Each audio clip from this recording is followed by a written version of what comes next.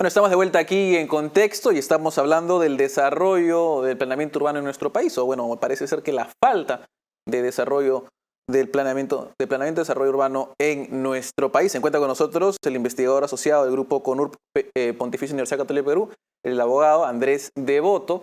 Y vamos a decir, si es que se ha perdido por algún motivo alguna parte de la entrevista, puede verlo esto más adelante en YouTube. Solo tiene que poner en contexto y ahí lo va a encontrar absolutamente todo. Pero bueno, la pregunta que caía de Maduro era ¿cómo han hecho en otras partes de la región? ¿Cómo han hecho en países que son similares o que han tenido una historia similar que el Perú, que Lima particularmente y otras grandes ciudades, para de alguna manera contener o mejorar esa situación de planeamiento? Bueno, lo primero es que han enfrentado el problema. En el Perú parece que ha habido como una mirada esquiva, ¿no? Simplemente le ha convenido a muchos gobiernos, tanto de izquierda como de derecha, la emisión de títulos, ¿no? Que al fin y al cabo es una política que da muchos réditos políticos, ¿no? Vota por mí, te doy tu título. Sin embargo, como debemos enfrentar el problema es de una manera integral, ¿no? Ver el problema desde los barrios y no desde cada lote, desde cada título, sino dando algún tipo de propuesta integral respecto a la inversión de los equipamientos y el servicio, ¿no? Vemos que se invierten en muchos barrios urbanos vulnerables en muros de contención, pistas y veredas, pero que muchas veces por falta de planificación no suelen tener un impacto significativo, ¿no? Porque se invierte de manera muy fragmentada, ¿no? No se conectan las veredas, no se conectan los muros de contención y en general eso, ¿no? Entonces, por ejemplo, en Medellín se conoce la intervención de estas tramas urbanas por medio de proyectos urbanos integrales, ¿no? Y este es un reto que tiene aquel país, ¿no? Y en general el programa de mejoramiento integral de barrios del ministerio que actualmente sirve. Lo otro es la gestión del suelo, ¿no? Y eso está a cargo también, bueno, debería estar a cargo de las municipalidades o provinciales, pero poco se hace, ¿no? Hay un programa de generación de suelo urbano del ministerio también, pero que al parecer no ha tenido mucho impacto. Muchas de las propuestas de los candidatos es cambiar, ¿no? Cambiar este programa y generar hasta una empresa pública de suelos. ¿Y eso sería algo viable, esperable, mejor de lo que hay? Digamos, ¿cuál sería la mejor alternativa para poner algo de planeamiento, aunque sea algo de planeamiento? Mejorar, si era 93 el crecimiento informal, bajarlo a 90, aunque sea algo. Es bien complicado, ¿sabes? Porque los tiempos políticos, una cosa es lo técnico, pero los tiempos políticos no ayudan mucho, ¿no? Ahora se ha aprobado que los gobiernos locales tienen 4 años, nada más, y no pueden reelegirse. Entonces, un poco complicado poder hacer todo esto en tan poco tiempo. Pero en caso alguien quiera hacerlo, en Lima, por ejemplo, nunca se hizo un plan urbano. Las gestiones del alcalde Castañeda no hicieron un plan urbano. Lo primero es generar incentivos para que se hagan. Puede ser incentivos de la gestión pública que tiene el MEF, ¿no? O dotar de recursos. Lo que se hace desde el gobierno central es dotar de recursos a algunas municipalidades para colaborar en la elaboración y la capacitación también de los funcionarios, ¿no? Necesitamos profesionales que puedan gestionar estos problemas. Ok, ¿y actualmente no hay esos profesionales? Actualmente hay profesionales, por supuesto, Okay. pero yo creo que no siempre, bueno, digamos, no siempre hay una meritocracia, pues, ¿no?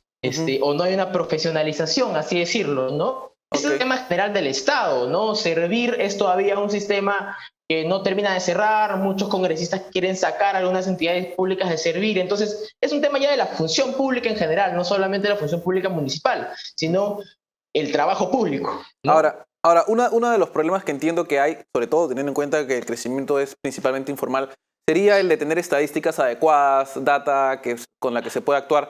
¿Hay alguna iniciativa en torno a eso o absolutamente nada?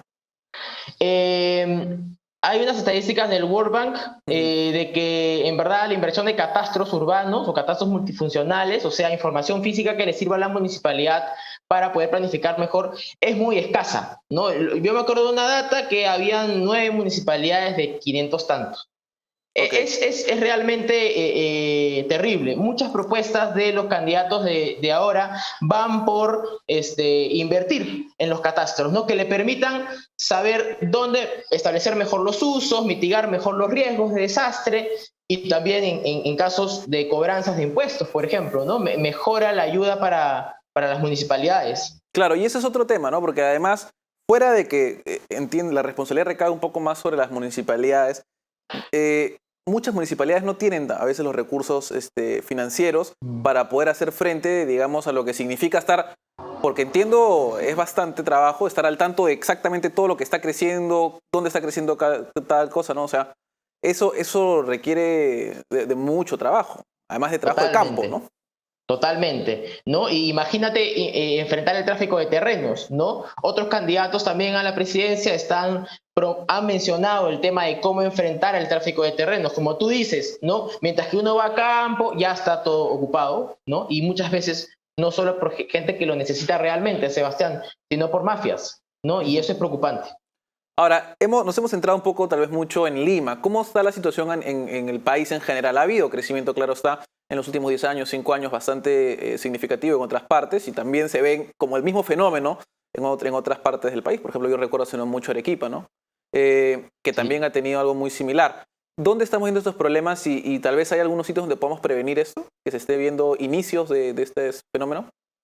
Bueno, mi especialidad es Lima, pero he podido leer algunos libros y en Trujillo, por ejemplo, está el tema del Alto Trujillo, ¿no? Que se ha distritalizado o está en proceso de distritalización, está cerca del Distrito del Porvenir, es un gran asentamiento humano. En Arequipa, por ejemplo, hubo problemas legales por un tema de se quería urbanizar parte de la campiña arequipeña y hubo ahí un juicio. Creo que en muchas metrópolis del Perú existe el mismo problema, ¿no? Crecimiento informal por falta de una opción habitacional del Estado y por la especulación desenfrenada de los suelos, ¿no? Entonces no hay planificación, no hay propuesta habitacional. Creo que los efectos caen de maduros. Ahora, nos hablas un poco de la especulación. ¿De qué manera afecta específicamente la especulación si es que lo hubiera? Digamos, en el Perú hay lugares donde la especulación del suelo, digamos, el porcentaje que ha subido el precio, muchas veces se da por temas de inversiones del Estado, ¿no? El Estado pone una infraestructura pública como un tren o un parque y esto, digamos, aumenta el precio de los predios de las personas. Pero mucho de este aumento se lo come el privado, ¿no? Y no queda una posibilidad de la municipalidad de poder recuperar estos aumentos de valor, ¿no? Para poder invertirlo en la mejora del barrio, ¿no? En la Pero mejora del... no lo recuperaría al momento de la venta a través de, digamos, impuestos, porque el incremento requiere de una venta más alta y eso sería, bueno, tributos más altos también, ¿no? el impuesto predial. No solo el predial, en el caso del municipio, pero para el Estado en general, cuando hay una venta, hay ganancia de capital también, ¿no? Claro. Lo que pasa es que, digamos, hay muy baja presión tributaria en el tema municipal, ¿no? No se cobra y no se puede cobrar también porque, por lo que mencionaste, que no había muchos catastros, ¿no? Pero ahí va por otro tema tributario, es una contribución de mejoras, que tampoco se cobra, ¿no? Entonces, no hay predial, no hay contribución de mejoras, podría ser un mecanismo que ayude a recuperar ese tipo de valor, ¿no? Para que se invierta básicamente en la zona, ¿no? Y la gente pueda ver que hay efectos positivos de la inversión pública y que el Estado pueda tener un cierto fondo para gestionar también. Ahora, ¿y esto por qué no ocurre? El costo, ¿Qué es lo que impide, digamos, que haya esto? no existe una ley de suelos, Sí, no existe ok. una ley de suelos. Actualmente la ministra de Vivienda ha mencionado que se trabaja en una política nacional de vivienda y también una ley de suelos. Y esta ley de suelos puede establecer un montón de instrumentos de gestión de suelo, como fideicomisos, banco de tierras y captura de plusvalías, para que se mejore pues, el entorno de estas zonas, ¿no? Claro. Bueno, muchísimas gracias, señor Devoto, por esta entrevista. Vamos a estar entonces al tanto de lo que ocurra. Esperemos pues se mejore la situación porque es cierto, sobre todo en lo que viene a ser las mafias de terrenos, que puede llegar a momentos un poco tensos, sobre todo para la gente que se encuentra viviendo por esas zonas respectivas. Muchísimas gracias por la entrevista. A ti. Vamos a una pausa y volvemos con las conclusiones.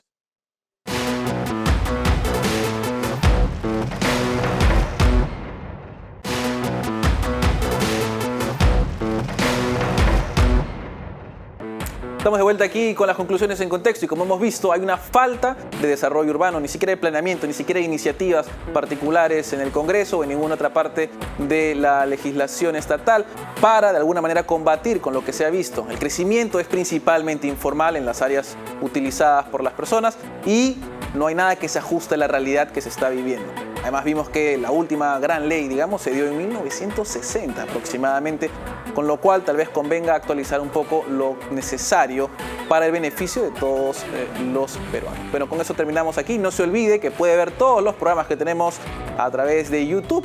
Solo tiene que poner en el buscador, en YouTube, claro está, en contexto, y ahí va a encontrar desde el primer programa hasta el del día de hoy. Nos despedimos, nos vemos otro día. En contexto, llega gracias a Fundación Naumann, Universidad César Vallejo, examen de admisión 21 de marzo. Y los portales